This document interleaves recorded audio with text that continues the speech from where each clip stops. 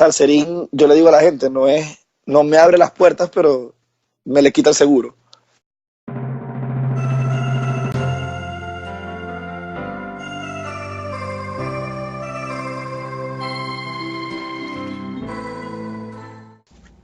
¿Ya? Sí, ya. Ve, vamos a tener Sí, que bueno. repetir todo completo.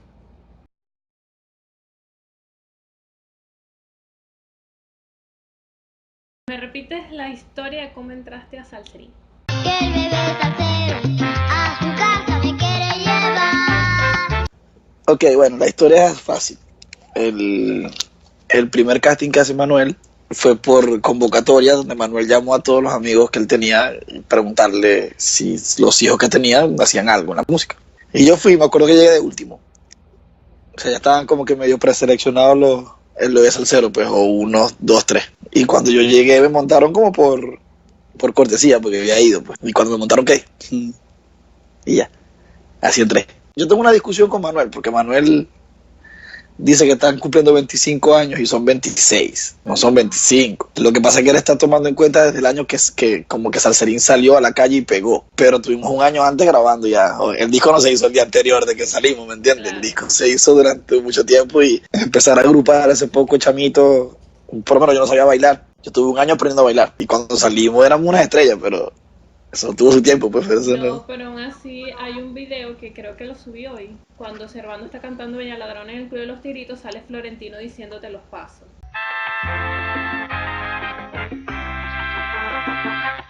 Sí, y si te das cuenta en ese video, no estamos puestos como estábamos. Al final eran los grandes en las esquinas y los chiquitos en el medio. Y en ese video están los grandes en el medio y los chiquitos en las esquinas. Eso se fue trabajando durante mucho tiempo hasta que se dio, pues, y va así.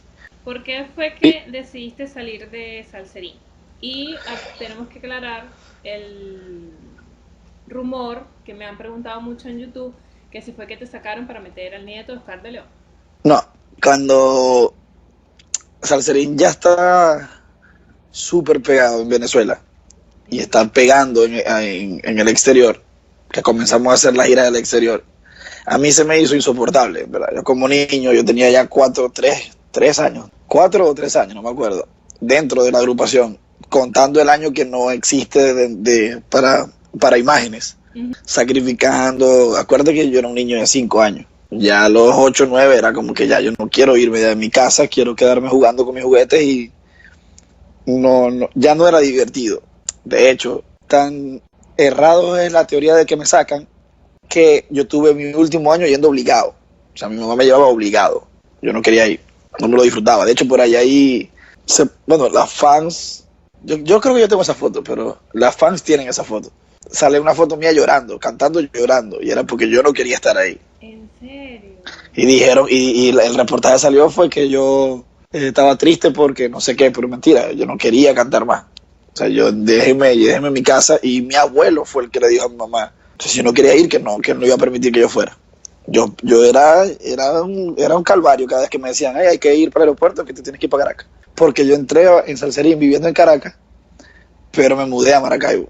Entonces yo tenía un contrato de imagen donde yo era imagen de Zuliana de Aviación. Entonces yo volaba todos los fines de semana a Caracas. Entonces ya yo no quería ir más. Por eso yo me salgo, no me salgo por otra cosa. Me salgo por eso. Te mandaban solo, o sea, no te mandaban con tu mamá, con tu Solo.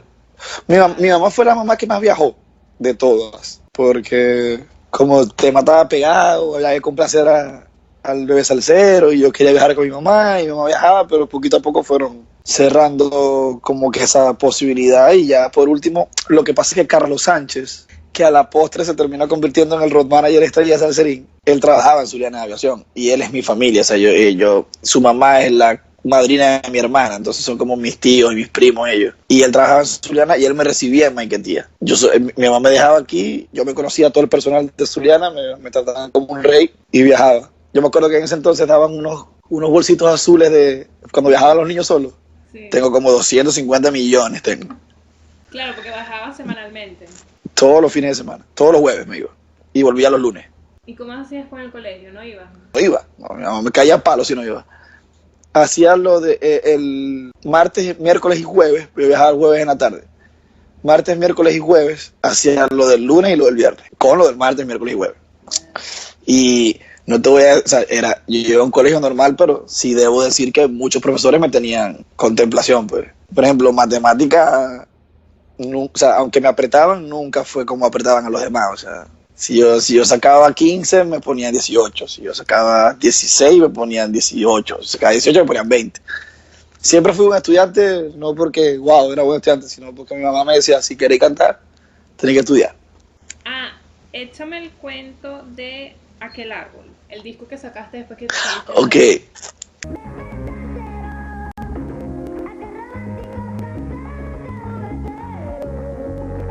Cuando yo me salgo de Salserín, yo quería seguir cantando. Yo lo que no quería era no tener dominio de mi vida. Uh-huh. Y no dominio de mi vida, sino dominio de mi vida de niño, pues de jugar con mis juguetes, de mis amiguitos, de cosas. Y mi papá decidió hacerme un disco con mi primo. Comenzamos a hacer el disco. Me acuerdo de cuando sale el disco, yo estaba bien posicionado dentro del medio musical venezolano porque era el bebé salsero, el maracuchito que echaba los chistes en todos lados. Y cuando salgo, mucha gente me apoyó. Todas las grandes televisoras, todas las grandes... Pero yo era un artista independiente, yo no tenía la fuerza que tenía en ese momento ni Salserín, ni Servando y Florentino. Ahora, cuando sale Servando y Florentino, eso me ayuda a mí, porque ellos sí tenían la fuerza de arriba, y cuando ellos pegan, yo estaba en mi casa, como que, ok, no pasó nada con mi disco, ya pues, lo dejé así. Y de pronto recibo una llamada de Perú, que el disco estaba número 2, y yo pregunto, ¿y el 1? Supongo que es Salserín. Me dicen, no, es Servando y Florentino. Y yo, ¿y quién es el 3? Salserín. Entonces, un empresario que le invirtió a mi carrera en ese momento quería hacer la competencia porque justamente cuando me llaman, a la semana siguiente pasa lo que pasa en Lima con Servando y Florentino. En agosto, sí. Que fue lo del concierto, el peo, que se murió gente y todo. Ahí me contratan para la semana siguiente y Salserín tocaba la semana siguiente. Entonces era como que una competencia entre empresarios peruanos a ver quién metía más gente en base a los salserines que estaban por fuera y Salserín como Salserín.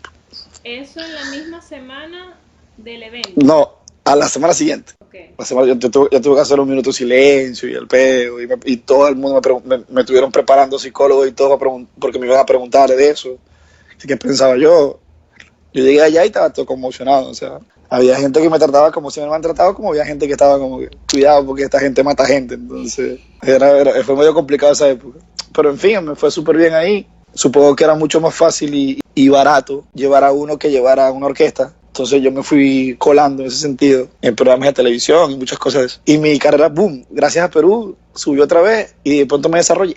Y cuando me desarrollé, dejé de cantar. ¿Consideras que fue culpa de los empresarios, por lo que me estás diciendo de esta competencia entre empresarios, lo que pasó en Lima? Porque hasta el sol de hoy hay personas que dicen, no, fue culpa del cantante, no, es culpa de los Yo te voy a decir una cosa. Lo que sí te puedo asegurar a mis 31 años es que culpa de los músicos nunca es. Porque Servando y Florentino fueron contratados a un show. Me podrás decir a mí, no, que Servando, que le pegó una patada a un bombero. Si conocemos a Servando, lo que conocemos a Servando bien, sabemos que tiene un temperamento complicado. Sí. Y el que ve el video ve que hay un momento de confusión y que él ve a una persona acercándose hacia él. Yo hubiese hecho lo mismo o algo parecido. No sé si una patada, pero un empujón o un golpe, qué sé yo. Así que es culpa de los muchachos. Es incoherente que lo digan. O sea, hay gente que dice, no, que debieron parar el concierto. Con 15, 16 años, dos muchachitos que miran para un lado y le dicen, dale, dale. O sea, tienen 15, 16 años, no le puede... Porque entonces no es presidente de la República un niño de 15 años, ¿me entiendes? Ellos explicaron en una entrevista que cuando a ellos los sacan de la tarima, el público se puso peor porque los sacaron. Lo que pasa es que el público peruano tiene una forma particular de darte su amor. Si no es el mejor público, es de los mejores públicos que yo he estado y he tenido en mi vida, ¿no? Son súper, o sea, te hacen saber si te quieren. Cuando te quieren, te lo hacen saber. Pero sí a veces no miden los peligros que le puede ocasionar a ellos ese afán de mostrar ese amor o de estar cerca de la persona que admiran. Por lo menos en Perú a nosotros no nos querían en ningún hotel y no era por culpa de nosotros. Nosotros no rompíamos, o sea, yo no rompía un hotel. O sea, cuando mucho podía romper una lámpara o un cuadro jugando con John Iker, no sé, tumbé un cuadro y partí un cuadro, chévere, se paga el cuadro y ya, pues. Pero no nos querían en los hoteles porque se ponían afuera 1,000, 2,000 personas afuera todo el día. Entonces era medio complicado. Pero culpa de ellos no es. No Sí. puedo decir de quién es culpa, es un poco complicado dar un veredicto, pero Lo que pasa es que hay gente, incluso hasta el sol de hoy, una vez alguien me dejó un comentario que no, ellos matan gente, que hasta el sol de hoy, que no sé cuánto. O bueno, sea, mira, yo creo que más culpa de los efectivos de seguridad que incluso el empresario, porque el empresario al final del día hay unos que tienen más corazón que otros, pero un empresario al final nos ve a nosotros, los artistas, como una caja de cornflakes. Somos un producto que van a vender y si pueden vender más, venden más. ¿Me entiendes? Ahí quien creo que falló fue los efectivos de seguridad que dejaron copar el sitio como a sobrecapacidad. O sea, habían como que, no quiero exagerar el número, pero yo sé que había miles de personas de más, miles. sí, ahí yo tengo de hecho escenas de ese concierto y no las voy a subir porque se ve el desespero. O sea, pero es que habían miles de personas de más. O sea, no me dicen, no habían cientos, habían miles de personas de más. Entonces, Habían miles, sí. ¿Qué recuerdas de tu etapa en Salserín? Ahorita que hablaste todo, que tu todo. pana era John Iker. Todo. No, John Iker es mi hermano, pero en ese momento fue que nos convertimos en hermanos, éramos los dos más contemporáneos. Franco no había entrado, Franco iba para ciertas cosas. Entonces éramos contemporáneos en todo y estábamos para arriba y para abajo juntos hasta el sol de hoy. Si nos siguen a los dos, pueden ver que siempre nos estamos comentando de manera muy amorosa, siempre, porque es mi hermano, pues. Pero todo, o sea, recuerdo cómo tuve que crecer, porque si no, o sea, esto que voy a decir, quiero que quede claro que yo no apoyo el bullying y estoy en contra del bullying, pero en Salserín, si no apretabas, te morías. Porque eso era un bullying desde que te montabas en el bus hasta que te ibas para tu casa. Entre ustedes dos. Fijo, todos contra todos. O sea, los grandes contra los chiquitos contra los grandes, los del medio contra los grandes, y así íbamos todos. Pero eso es Siendo, muy venezolano. siendo el jefe del bullying el que menos piensan, porque todo el mundo pudiese decir, no, Servando, no, Joan, no, Florentino, no. Hungría Roja, el peor de todos. Hungría Roja es el más maluco de todos. O sea, ese hacía doblar y hacía llorar a quien sea. El Pero más maluco. eso es muy venezolano, ¿sabes? Es muy de nosotros, porque hasta en mi familia, o sea, eso creo Sí, que pero es muy imagínate un bus de, no sé, 15 carajitos entre 18 y 5 años, todo el día juntos, o sea, todo el día aburridos, sin saber qué hacer. O sea, éramos muy necios, en verdad. En verdad éramos muy necios. Ahorita que lo vi en Perú, me acordé, o sea, nos pusimos a hablar un rato de las cosas y, wow. Y cuando saliste, te pegó, o sea, Súper. Es que yo estaba feliz por el hecho de que tenía lo que yo quería con mi vida, ¿no? Y ojo, no estoy hablando de con mi vida como si fuese un adulto, no. En ese momento mi necesidad era jugar. Entonces yo tenía eso y ya era feliz, pero, o sea, dejé de ver de un día a otro a las personas que veía todos los días durante 4 años de mi vida, ¿me entiendes? Entonces, evidentemente me pegaba. Mucha gente me pregunta, y hay gente que asegura que es así. Yo lo voy a decir aquí, espero que salga. Hay gente que asegura y dice que después me arrepentí o sentía tristeza al verlo. Al contrario, a mí me daba mucha emoción verlos a ellos, lo pegados que estaban, ¿me entiendes? Y eso pasaba cuando nos veíamos. Las veces que iban a Maracaibo o que yo estaba en Caracas, siempre me reunía con varios o los iba a ver en los conciertos o lo que sea. Y el amor y la emoción se notaba, ¿sabes? Yo era un niño, yo no tenía que actuar nada. No me arrepiento de haberme salido, pero sí me pegó evidentemente anímicamente porque es como ahorita los vi en Perú y yo los vi de casualidad y cambié todo mi plan del día. Después que fui al trabajo, que fui a hacer el Teletón con Nacho, me fui al concierto de ellos y estuve con ellos hasta que casi me dejé el avión. Eso queda intacto, pues. y cuando pega de sol a sol, que ya tú estás afuera, que tú lo veías en ese momento, claro, me dices que te alegraba y todo esto, pero te dio nostalgia o en algún momento quisiste estar con ellos. Con ese boom del 96. Eh, yo no sé si decir que quería estar con ellos en todo. Por ejemplo, si me hubiese gustado hacer la película, y si me hubiese gustado hacer la película, me hubiese gustado hacer las series. De hecho, yo estuve en la primera reunión de un proyecto de serie que se habló que después terminó siendo de Sol a Sol. Y mi personaje era el de Jimmy. El que hizo al final Jimmy en De Sol a Sol era yo. Ese era yo. Pero lo adaptaron un poquito más grande, pues. De hecho, en ese disco yo iba a grabar, creo que eran 3 temas. Que era Oye Nena, Estudio, Trabajo y Juego. No me acuerdo, eran 3. ¿Cómo? No era la bicicleta, creo que Toñito puso algo de una Creo que la bicicleta. Creo que la bicicleta era. Y para responderte lo que la gente dice que me sacaron, mi película favorita es El Rey León. Y si tú escuchas Oye Nena, dice, Oye Nena, me compré El Rey León.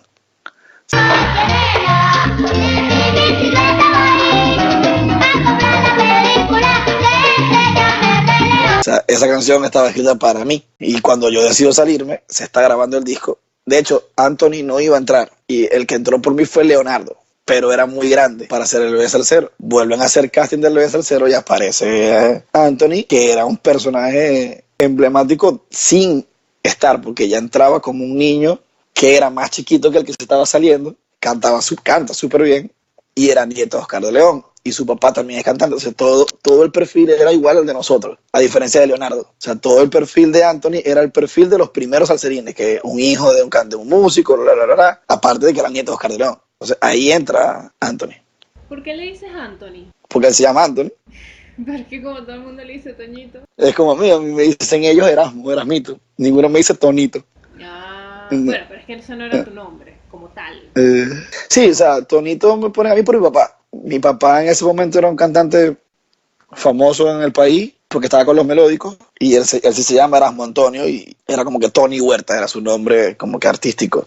Y yo era el hijo Tonito, pues. Ahora lo de Anthony es casual. O sea, le salió genial a Manuel, porque consiguió un chamito que se llama Anthony y le puede poner Toñito y no se diferenciaba tanto y ahí.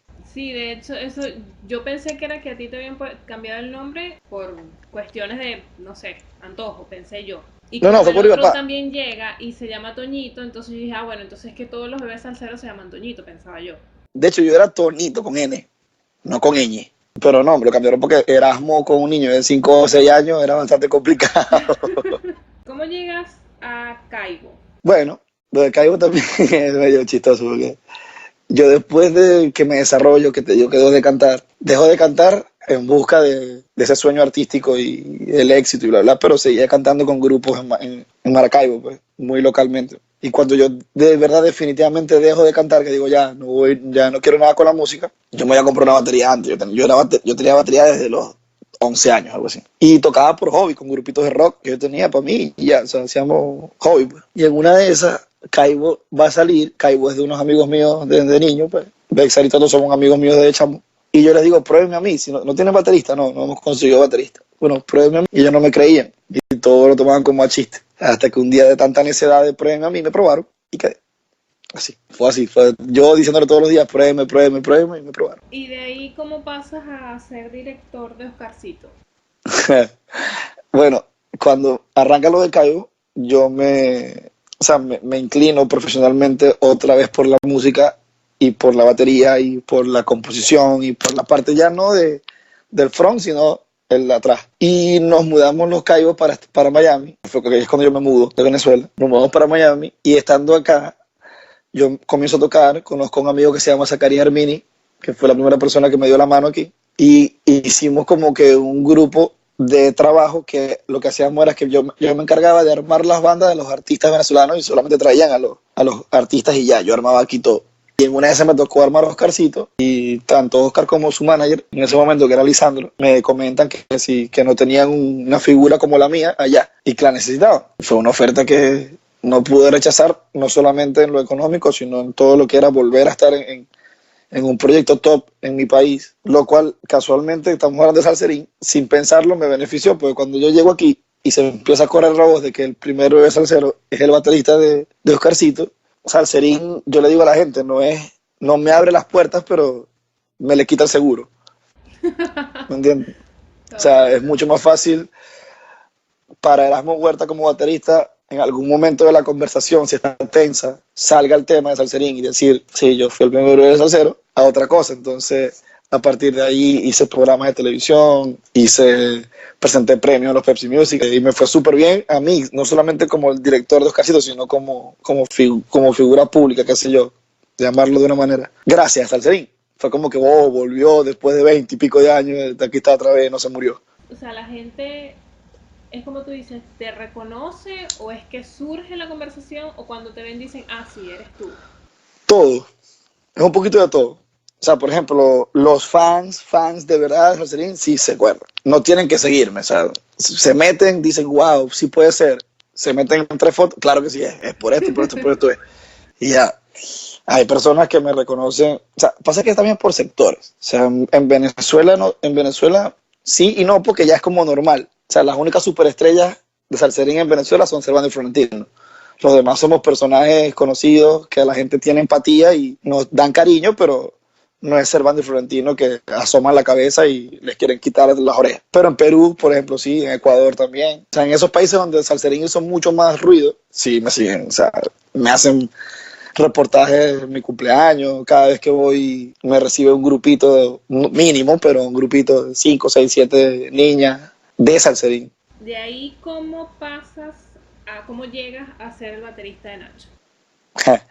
Bueno, ya yo después de Oscarcito me salgo y vuelvo a estar otra vez basado en Miami, porque cuando estaba con Oscarcito estaba como que ida y vuelta. No estaba ni en Caracas ni en Miami, estaba así. Vuelvo a estar acá y estando acá, muchas veces nos encontrábamos porque vivimos cerca. Y él me decía como de, oye, yo creo que tú vayas conmigo, en Chino y Nacho, por compromisos personales y por diferencias contractuales con la empresa como tal de Chino y Nacho y su manager. Nunca se pudo como que llegar a un acuerdo cool, pues.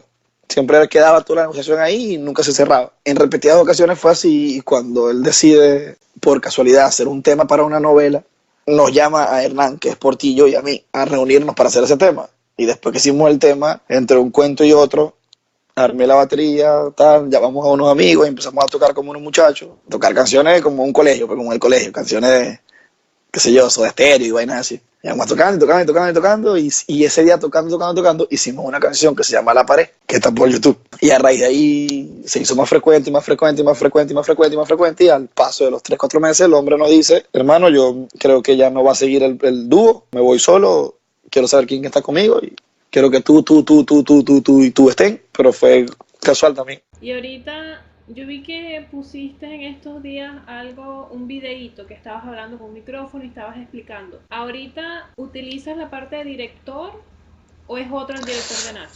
El director es Portillo, es Hernán, es el director de la banda, pero por 2 razones fundamentales. Una es que yo soy súper nervioso con las cosas cuando hay cortes nuevos y tal, y creo que mi mejor facultad es mi memoria. Yo le dije a Hernán, yo te puedo asistir en este sentido. Lo que hizo que la cosa avanzara más es que como él es el director, pero también canta, hay muchas veces que él está cantando y no puede avisar ciertas cosas, que es cuando yo lo apoyo. Pero soy como una extensión del director, no soy el director ahorita. ¿Cómo describirías tu infancia? Rara, genial,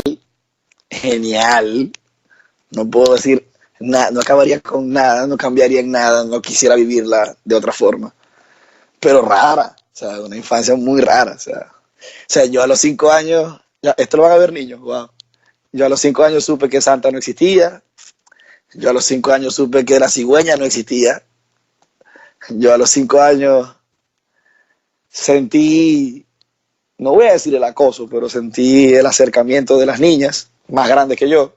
¿Más grande que tú? Sí, Claro. era muy loco, esa parte de nosotros era muy loca porque no todos la vivimos como la mayoría de las personas creen que la vivimos, ¿me entiendes? Porque éramos muy niños. O sea, Servando y Florentino tenían 9 y 10 años, 11 y 12, ¿me entiendes? Hasta que estuvieron conmigo. Pues. O sea, es mentira que no, que las mujeres, no, eran cosas que uno no entendía. O sea, venía una niña y te agarraba por la cara, así te daba un beso en la boca y tú decías, wow, ¿qué es esto? Esto es pecado. O sea, si yo le cuento a mi mamá me va a pegar.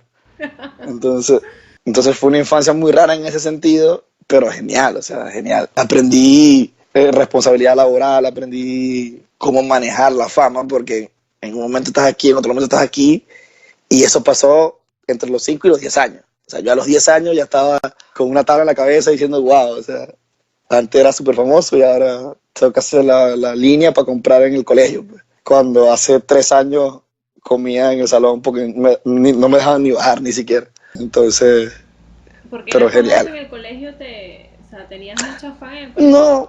No, sino que la vida de rockstar era así. La vida de rockstar era así. O sea, éramos como que ya hay un punto donde ni siquiera nos daban ganas de hablar, porque cada vez que decíamos algo nos complacían. Entonces era como que, wow. O sea, yo viví cosas que ningún otro niño que no haya estado en ese momento quizás vivirá. O sea, una vez me acuerdo que dije en un programa de Maite que me encantaría volar un helicóptero y al otro día Venevisión hizo un programa especial y me llevaron para la base aérea en Maracay y me pasearon en helicóptero y bla, bla, bla, bla. Imagínate tú. Venevisión hacía muchas cosas de ese tipo. Venevisión nos hizo demasiadas cosas que yo no entiendo, ¿verdad? Yo me acuerdo que ya yo no estaba, que estaba viendo por televisión el bautizo del CD de Sol a Sol, que lo bautizaron con salsa de tomate. Wow. O sea, lo que le echaron no fue champaña, sino salsa de tomate. Wow. ¿Compones para otros artistas? Sí. Tengo temas, Daniel Elvitar, junto a Nacho tiene temas, donde estamos nosotros, hay como 2, 3 temas de Nacho, bajo mi teoría. Hay un grupo en Venezuela que sacó un tema que se llama Te Conocí, que es mío también. Sí, generalmente para Nacho, pero hemos compuesto también para otros artistas. Tengo aquí una cita, me imagino que la dijiste en alguna entrevista. Salserín fue un trabajo de grandes hecho por niños. Sí, lo mantengo y lo mantengo. Y hoy en día, lo vuelvo a decir, no por mí, por todos. Es más, el que menos yo. Sigue existiendo, mentira, todavía no existe una banda de niños que se asemeje al nivel que tenía esa banda de Salserín. Porque nosotros teníamos la responsabilidad de demostrar que no éramos de mentira. Ahora, no digo que ahora todo sea de mentira, pero ahora es más fácil trucar las cosas. O sea, tienes que tener un nivel, pero con un nivel básico puedes lograr cosas excepcionales. En aquel entonces no. Entonces tú tenías que ser excepcional para ser excepcional, y si eras básico, eras básico.